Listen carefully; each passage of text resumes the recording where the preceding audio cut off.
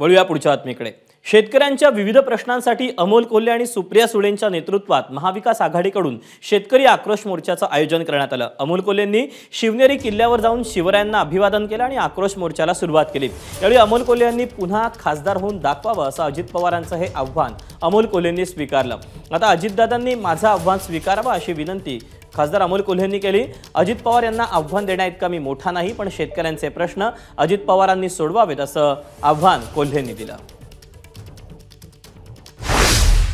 महाराष्ट्र सरकारमधले प्रतिनिधी हे केवळ केंद्र सरकारच्या मंत्र्यांबरोबर फोटो काढण्यापलीकडे याच्यावर कोणतीही ॲक्शन झालेली दिसत नाही। त्यामुळे महाराष्ट्र सरकारने या आग्रही भूमिका घेतली पाहिजे। यामध्ये माननीय अजितदादांविरुद्ध असा काही विचार करण्यापेक्षा मला वाटतं शेतकऱ्यांचे प्रश्न सोडवणं ही जास्त महत्त्वाची गोष्ट आहे। तुम्हाला या दोन्हीमधला एक स्पष्ट फरक दिसत असेल।